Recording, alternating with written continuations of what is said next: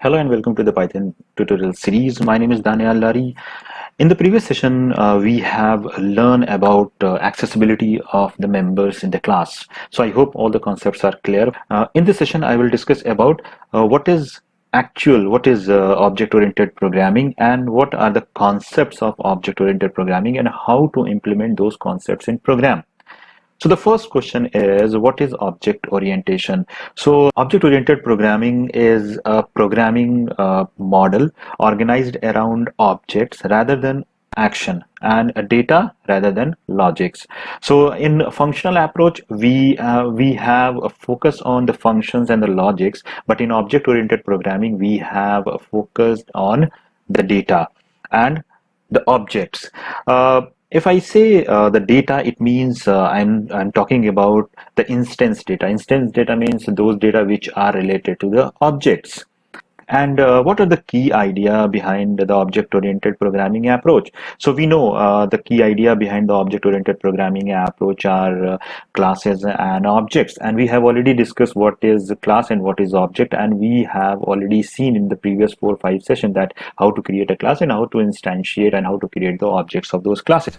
So in object-oriented programming, there are some key concepts. First of all, you need to understand those concepts, and after that, you will be able to design the interface, and you will be able to solve any problem. So it's my recommendation: watch the full video, then you will get through it. That what are the concepts of object-oriented program and how to implement those concepts in program.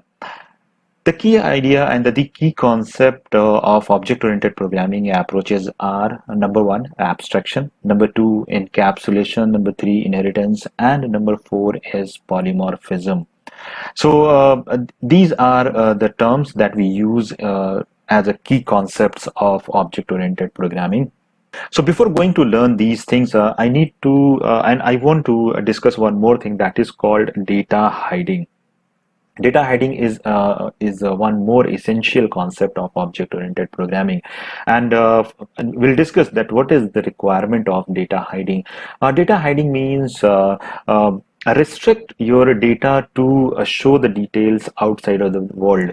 To make and to hide the data, we create our data as private. And in the previous session, I have already discussed that how to create the private members in a class. So let's create a class, for example, class, and here is a class name account. Okay, and there is a constructor, and inside it, I'm going to create one variable that is account balance. So I'm taking one instance variable that is account balance, and I'm putting a value that is 2000. You can put the values by passing any variable into it, and we know that how to initialize the instance data members when we create any object. Now first understand that if you create any variable and any member in a class, by default those members are public and you can access those members outside of the class. So if you want to access this variable, then you will create one object. For example, AC is equal, and that is your account. So this will create an object of your class, and if you want to access what is the account balance, then you will write AC dot account balance, and it will give you that what is the account balance of a particular person. As you can see, that is 20 and 2000 and 20,000, whatever the value that you have into your account balance. But this is not an object-oriented programming approach. The approach says the data should be hid from outside of the world, and to make that data as hidden, we create that member as private. And by making this variable as a private, we make data hiding. This concept is implemented by making a variable as private. So what is the benefit of this? The benefit of this to create any member as private is, if you will access through the object, then you will get error. Just look at here. And to get any value that is your private, then you will provide some interface, and you will provide a method by which you will return, or you will provide the value of this account balance. So for that, I will create get account balance. There is a method, and here I will write some logic that will provide some authentication, and after that it will provide. So what is the authentication? Authentication means if you want to access your account balance, first of all you will provide your username, password, and whatever the credentials is required to get the account balance, and after that it will return the value of your account balance. If this authentication get failed, then you will not be able to get the account balance detail. So just look at here, if I write return, and here that is self dot account balance, but this line will execute after the authentication. So you can write your logic that the person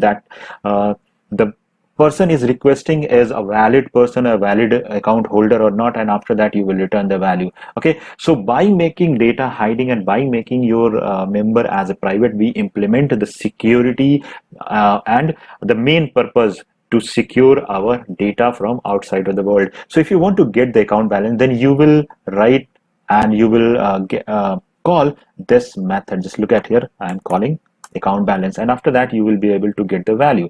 Then you can see that we are getting 2000, but this will be returned after the authentication, and authentication logic will be yours, and this could be on your server side, or you can write in any authentication by connecting to the database and to get the values from the username and password and pin number. So or you can provide some OTP like authentication. So this is called the data hiding. So the main purpose of the data hiding is to implement the security and to make a data hide as we create members as private. I hope this concept and this term is clear to all of you. Now come to the concepts, and the concept says abstraction. So what is abstraction? First of all, understand this one. Abstraction says hide the unnecessary and unimportant information from outside of the world and provide only necessary information to them. For example, if you drive a car, then you find that if you press a brake, then your car will be get slow down, and if you press your accelerator, then your car speed is get increased. So how those things are going to be happen in the car, we don't know. We only know that if I press the brake, then it will be stop, and if I press the accelerator, then it will increase the speed. So we provide an interface in terms of buttons, in terms of some GUI field, and in terms of any hardware design. But what is the implementation behind those things we hide from the user? So user don't know that what is the code and what is the mechanism behind this, and the user will only understand that, okay, if I do this, then this will be happen in this particular object. So hide the unnecessary information from the user, that is called abstraction. For example, as you can see in this example, if user want to get the account detail, then we will provide one interface, and we will provide one button that user will click on that button that get the account details, and after that this method will be called, and after that it will go into this class and all the authentication will be done, and after that it will provide the account details. So user don't know that what is the code behind it and what are the things that has been written behind this button. So user only know that if I press this button, will get the information. This is called abstraction. Next term is called encapsulation. Encapsulation says encapsulate all the data and all the methods in a single unit. So encapsulation is a term, if you have seen the capsule. So in capsule you will find there are many drugs are available and in forms of raw material. So everything is encapsulated and you can use those in a single unit. So the same concept is available in object-oriented programming. So if you encapsulate all the data members and the methods in a single unit, that is called encapsulation. So the best example of the encapsulation is class. Here you define all the data members and the methods that encapsulated into a single unit, that is account, and that is your class. To implement proper encapsulation, there are some rules defined in object-oriented programming. And what are those rules? First rule says if you want to implement the proper encapsulation, there should be two things. So one is data hiding plus second one is your abstraction. So we say that encapsulation is equal to data hiding plus abstraction. So if you want to implement and if you want to implement the encapsulation, proper encapsulation, I'm saying, so you need to declare your data members as private, and for every, just remember this one, for every data members we create a setter method to set the values, and we create a getter method to get the values from the objects. So by creating this, the benefit of doing this is, here is uh, for example, this is your account balance. So for every method, if I say, so we will create one setter method, and the naming convention said we start the method name from set for the setter. And what is the name of your variable? That is account balance. So we will write set account balance. So whenever you will call this, it will set and it will update the value of your account balance. For example, if I write the self dot, and here is your account balance is equal, that is your previous account balance, okay, and whatever the new balance you are depositing, so it will update with that value. For example, here if I write deposit, okay, so if you deposit some amount in your account, so it will be passed into account balance and it will add to your account balance. So this is your setter method. So by doing this, what will be the benefit of using this type of the code? If you are saying that if I want to deposit, then first of all it will ask some credential, for example your account number and your name and whatever the credentials are required. So you will write all the things here. If all the things are get verified, then after that you will be able to deposit the amount. Same thing will happen with the get balance. So if you want to get the account balance, then you will write some authentication code, and after that you will return the balance. And here, if you have more than one instance variable in your class, then for every instance variable we create two methods. One is for setting the value and second one is for getting the value. And technically we say the setter method as mutator and the getter method as accessor. So mutator and accessor, it is also one technical term that we use in object-oriented programming. So this is the getter method and this is your setter method. Okay. So I hope the concept is clear. And what is the encapsulation? Encapsulation means encapsulate all the data members and the method in a single unit. That is called encapsulation. And the example of the encapsulation is your class. And whenever you create any object, you will find that all the data members are encapsulated into this object. And by this object, you can access and you can modify those data. That's why we have a main focus on data rather than on a logic in object-oriented programming concept. So next concept is inheritance. Inheritance means creating a new class with the existing class. With the help of the existing class is called inheritance. So if you have declared any class previous, if you want to use the feature of this class into another class, then you can use and you can implement the inheritance. Inheritance I will discuss in the next session, and I'll explain each and everything that we can do through the inheritance in the next session.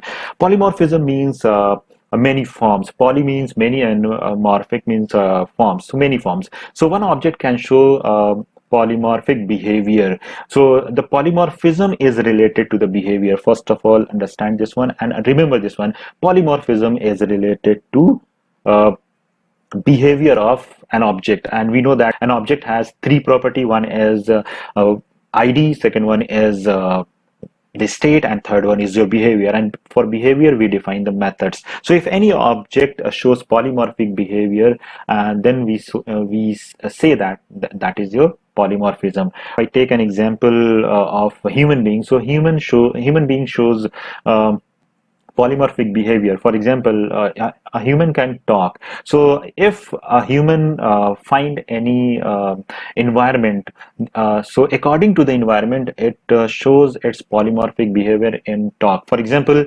if you are with your friend, then you will talk in a different way. If you are in office, then you talk with your colleagues and you talk with your boss in a different way. But whenever you are at your home, then you talk in a different way. It means whenever we change the environment, whenever we provide some other data, then the same behavior we can show in different ways. So that is called your polymorphic behavior. This is called polymorphism. And in object oriented, we can implement these things, and we can write, and we can uh, make more than one behavior with the same name, and according to your data, according to your environment and argument, it will show the polymorphic behavior. So we'll implement these concepts in code. I hope the concepts are clear. Still, if you have doubt, then you can put your queries into the comment box. And if you are new to this channel, please subscribe this channel. And if you like this video series, and if you are learning something, please like the videos and share the videos with your friends. Thank you. Bye bye.